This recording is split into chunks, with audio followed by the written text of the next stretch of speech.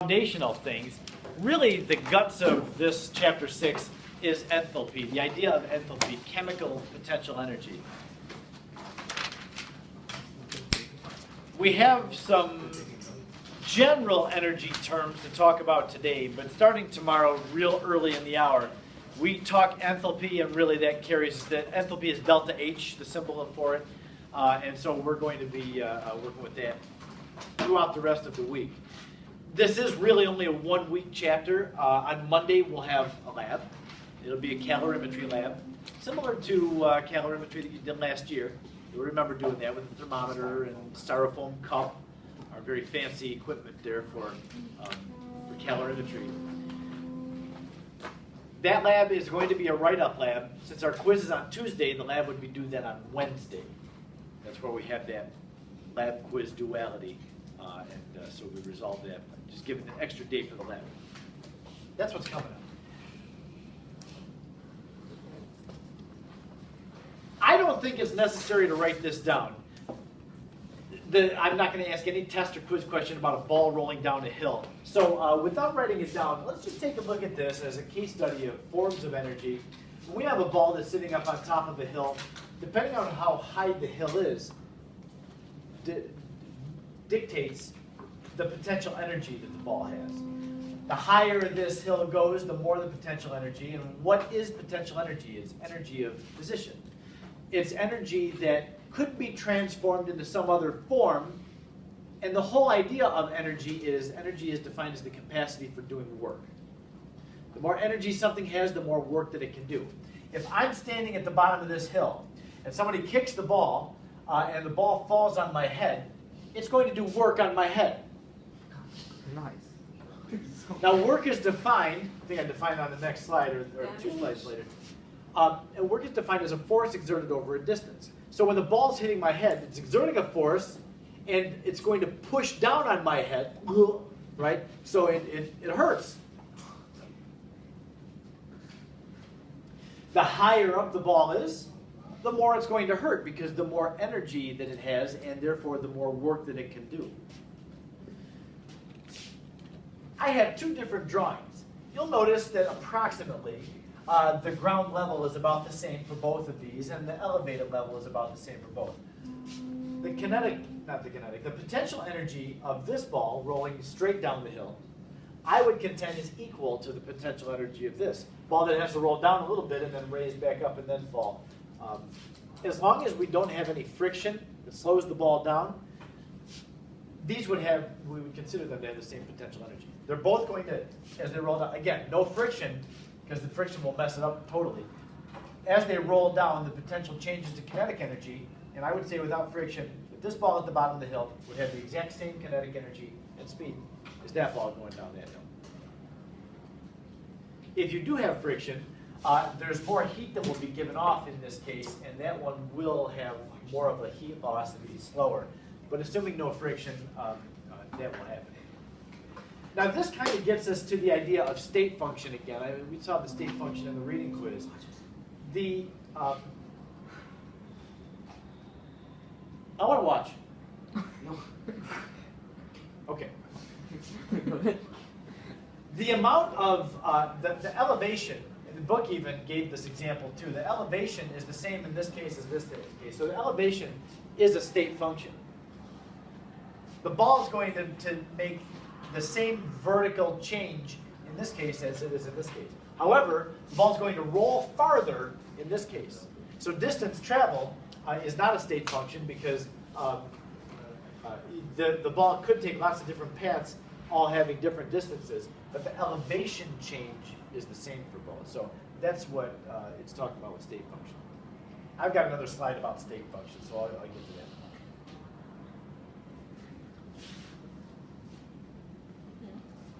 All right, now this part, we've just got a couple of definitions. Looking at the definition of what heat is, what is the key word in the definition of heat? What do you think, Justin? Transfer. I agree. I think it's transfer. Nice. Heat is the transfer of energy between two objects with different temperature. Wait, shouldn't be also temperature as well? It is necessary for the head to different temperatures, yeah. But I'll tell you why I think the key is transfer.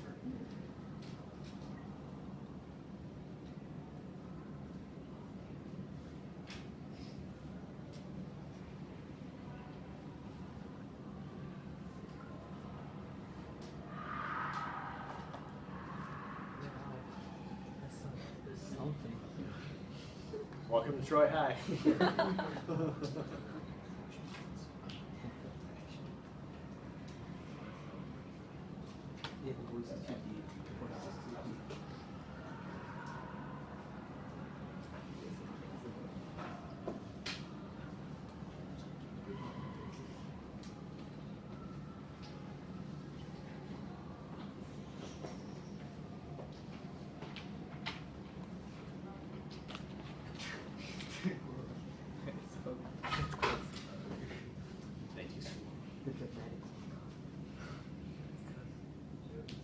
Now I showed a picture of an egg in a frying pan.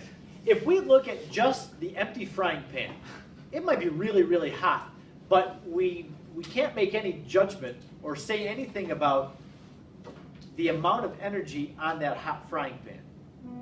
It really doesn't have a defined amount of energy until you put your hand on the frying pan or you put the egg on the frying pan and there's a transfer of energy. Then we can make a judgment about it and make some measurement. But that's what I mean. That's why I find the word transfer to be the most important part of that definition, and really the key is you have to have two things with different temperature in contact with each other, or at least transferring heat, in order to describe even what heat is. Heat is contained in matter, but it can't be measured unless there's a transfer. That's why we only deal with delta H. We don't ever deal with H. The idea of enthalpy, we require a change in order to be able to observe or measure it. I talked about work, work being defined as a force exerted over a distance. Like this guy's pushing a box, he's doing work because he's exerting a force and the box is moving. If the box doesn't move, that guy can push really, really hard, but he won't be doing any work.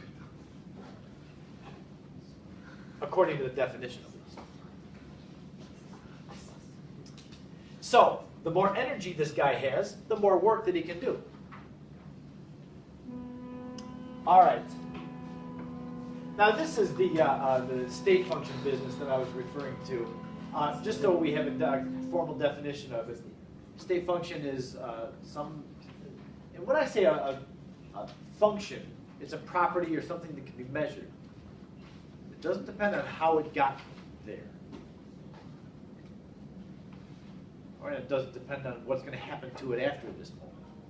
That's what a state function is.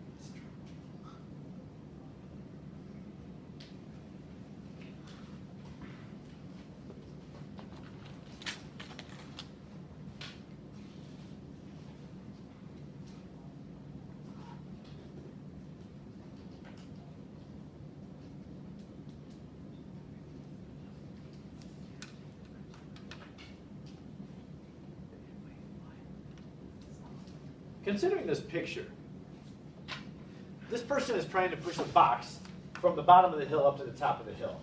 The elevation of the hill is a state function.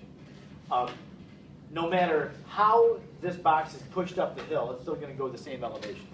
Now, the amount of work that this person is doing, I think this is a girl. I can't, the hair tells me it's a girl, but I'm not positive. So assuming that it is, if she kind of goes off the trail and goes into this grassy stuff and then winds up pushing it to the top of the hill, she's going to be doing more work than if she would have just followed the paved out path. And she'd be losing more heat too, and there'd be more friction if she went off into the grass as well. So elevation is the state function, and the amount of heat and the amount of work depend on what path she takes to get up there.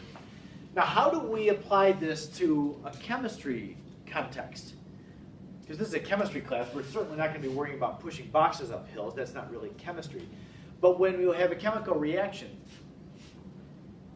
it turns out that reactions usually will go through more than one step to get from the reactant state to the final products. They'll rearrange multiple times to get to the products. If you add a catalyst to a reaction, the catalyst affects the reaction, causes it to go faster because the reaction goes through different steps. The point is the delta H of the reaction does not depend on how it gets from the reactants to the products. Whether you use a catalyst or not, or whether you have it go through different pathways, the delta H is always the same. So delta H is a state function, the enthalpy change. That's why we talk about state functions. When we get talking about enthalpy, you're going to hear, yeah, enthalpy is a state function. There's going to be something that we do in this chapter called Hess's law. Hess's law is going to really depend on the fact that enthalpy is a state function. You all right?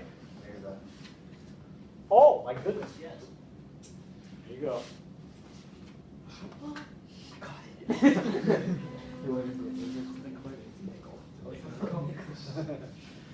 Other definitions. I know these are very familiar too, exothermic and endothermic. Don't bother writing them if you don't want to. But we do need to know system and surroundings. The system is the change that we're studying in some container, some I guess container. And the surroundings is everything else in the universe.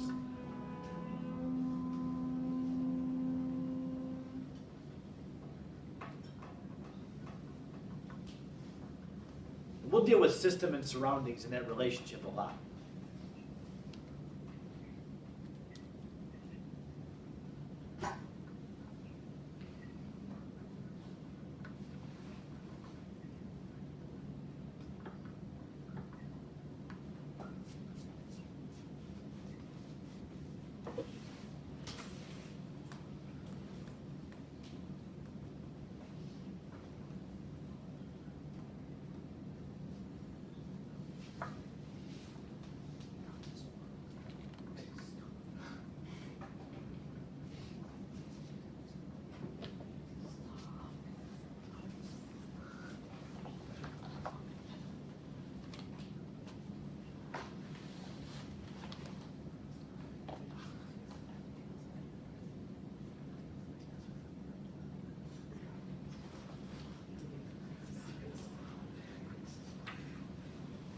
There'll be times that we have to redefine system and surroundings. The system is always going to be the same. That's going to be fixed, the change being studied.